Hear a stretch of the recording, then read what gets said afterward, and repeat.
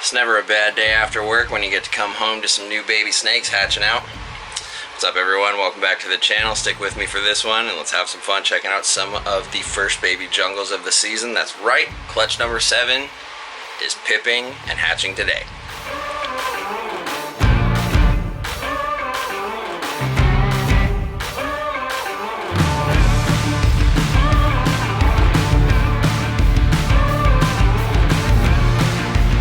So you guys have all seen how I sort of go through, process babies, weigh them, sex them, set them up, all that good stuff. So I won't waste your time with any of that. But I thought I would show you the first 2 babies that are out, because only 2 are fully out right now. And hopefully over the next coming days, the rest of them will come out and I'll be able to pick up the camera and smash a few days together into one video and show you some diversity here. Now the reason why I say that is because this clutch is a zebra to zebra pairing. So for those of you who are new to snake breeding, let alone carpet pythons, Mendelian genetics, things like that, we're talking about an incomplete dominant mutation, often referred to incorrectly as a codom. So those terms are unfortunately used interchangeably quite incorrectly, but that's neither here nor there. That's another hair to split. So what you have is you have the ability to create a homozygous form, or what we call a superform, when you have 2 copies of this zebra gene. So a normal jungle has broad yellow bands and black bands, typically a pretty good 50-50 split oftentimes. Some aberrant bands or striping and things like that are commonplace, but then the zebra mutation busies all of it up, scrambles it up, breaks it up into a bunch of fine little lines on the side, hence the zebra name, does the busyness on the head all over, and you can get a lot of variety within that mutation as well. Take it a step further, double dose it down, and it does the exact opposite and obliterates all pattern. It's completely patternless. It's a very cool mutation.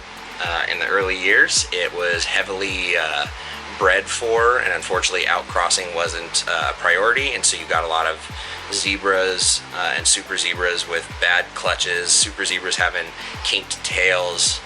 Nowadays we're starting to see a few more people produce rather healthy clutches and outcrossed animals that don't necessarily all have kinked tails. In fact, I have a super zebra female who produced, that'll be the next clutch and final clutch for the year, that'll be hatching, and she has a perfect tail. So it seems outcrossing helps, but again, whole nother side note.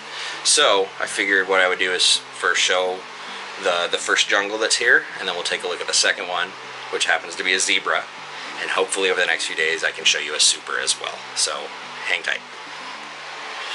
Okay, so this is the first look at this beautiful little jungle male. This little boy is our first jungle carpet of the year.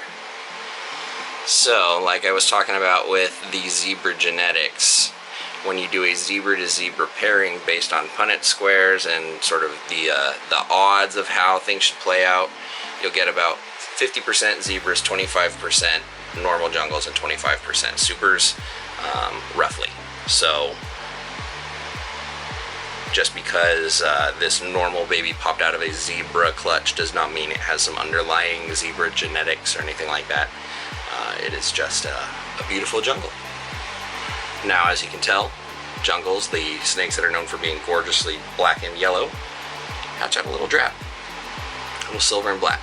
So, but over time the color comes in after several sheds, and depending on the quality of the color of the parents, you can almost sort of predict how babies are going to look and influence that and selectively line breed for certain looks, which is what a lot of people do. I myself have some selective line bred projects for striping, for example. But yeah, so happy hatch day, little jungle. Now let's see what your little zebra sibling is. Take a peek at him or her. Alright, so baby number 2 is a gorgeous little zebra. Now I got a little too excited. I actually haven't weighed or sexed this one. I just saw this beautiful striping all the way down. Let's see if I can show you. See it dorsally. Ooh, it's basically a reverse stripe, considering the pattern is not the stripe, it's the absence of pattern that creates the stripe. But I love a lot of different looks in zebras, but I've always loved this sort of reverse stripe in them. I'm kind of hoping this is a female. If she is, given that beautiful bright color that she already has there, and that killer stripe, if it turns out to be a female, she might have to stay depending on what's in the rest of the clutch. We'll see. Good news, everyone. It's a Sheila. She might stay. We'll see. We'll see what else is in the clutch, see how everything hatches out and looks. Never count your eggs before they hatch. Always take your time choosing holdbacks because simply you can. But yeah. And I also want you to notice how folks like a wonderful educator, Clint, Clint's Reptiles, he's a fantastic reptile educator. He dogged on carpet pythons big time. He said they're defensive and bitey and not great pets, and sure, some can be, but I can tell you that I've got more ball pythons at work that'll bite me terribly than carpet pythons here. And yeah, that's just the way the cookie crumbles sometimes. So the stereotypes of carpet pythons being mean, grumpy pets, not very accurate. Jungles being super spicy, I don't see it. Anyway, I'm gonna put the camera down and hopefully over the next day or two some more babies crawl out and show you some cool stuff if there's some supers in there, and give you a look at the rest of clutch number 7. So anyway, next time you see me pick up the camera, that's probably what we're doing. Alright, so it's the next day, a couple more babies are out after work, and what I'm noticing in all of my zebras is that they are all striped. I think this is the 7th zebra out, and they're all striped. And in addition to that, they all have very busy side markings, but it's almost like they even have some like minor ocelot markings. This one not as much as a few others, but still really, really cool. Really beautiful. Amazing. Snakes. And what you'll notice, again, against the stereotypes, they're not bitey, they're not grumpy, they're not nippy, like everybody expects. So, more jungles. Check out this nice little jungle. Very heavy black. The pattern is very, very broken up. Not a lot to it. It's very unique. A lot of black. That's going to be really cool. That'll be a nice high contrast animal as an adult likely. With jungles, that black is what really makes your yellows pop. So if you've got good, clean, crisp black, your yellows will pop nicer.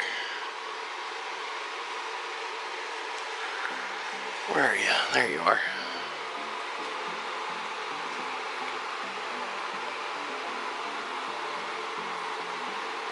So only 2 more out this afternoon. As you can see, they sort of take their time over the course of like 3-4 days to fully hatch.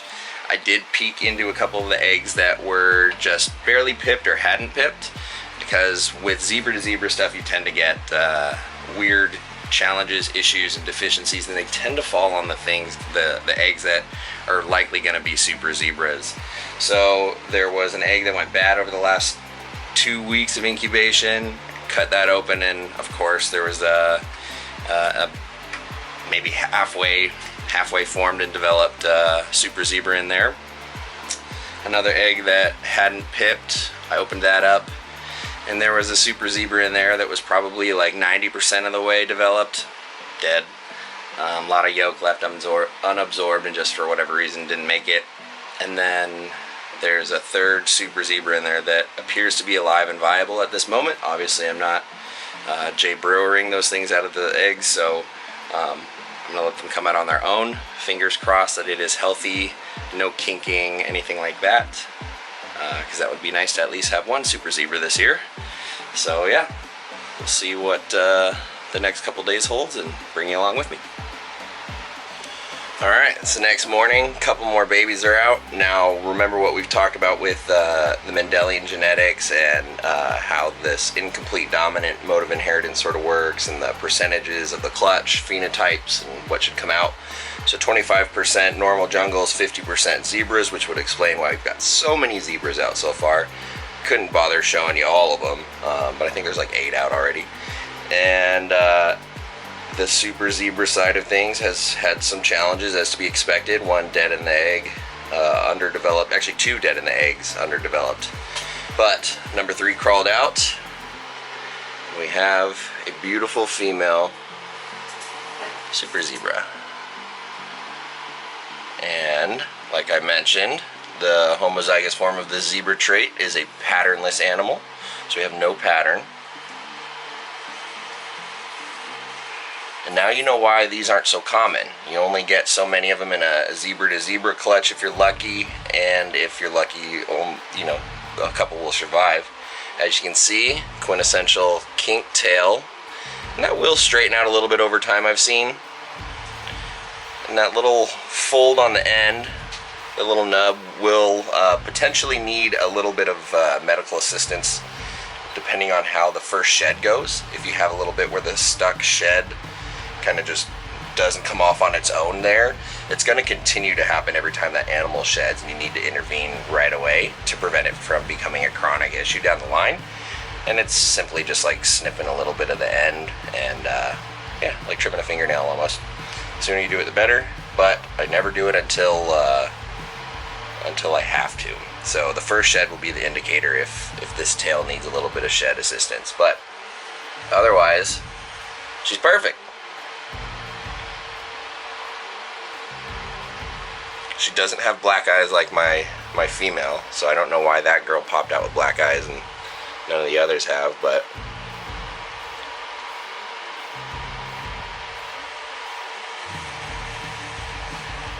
almost looks like a baby olive python, but you know, like half the size, of course. So yeah, this is the double dose of the zebra genetics, the patternless homozygous phenotype we like to call super zebra. And at this point, I'm just waiting on the last couple babies to come out of their eggs. I think there's only like 2 or 3 remaining to hatch, so pretty stoked. This puts us over 90 babies for the season. Got a few more to go, and we'll break 100 this year. So pretty stoked on that.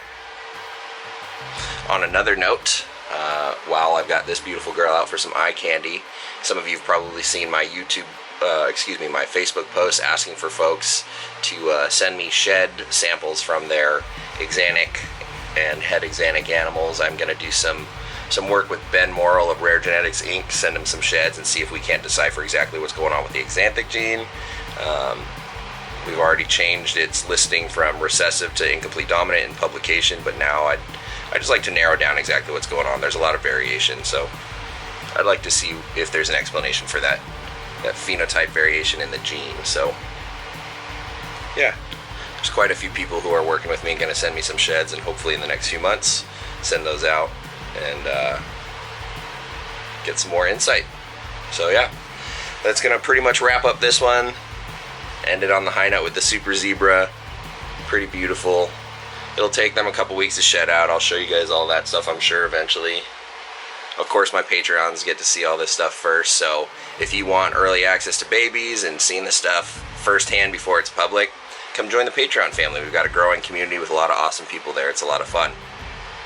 One of the members of our Patreon community, Chris Sexton, one of the early ones, is actually a wonderful businessman, and by joining Patreon, you get a lot of extra perks through heliguyserpents.com from a lot of his 3D printed snake perching and all the other awesome products he makes. Can you learn how to snake here?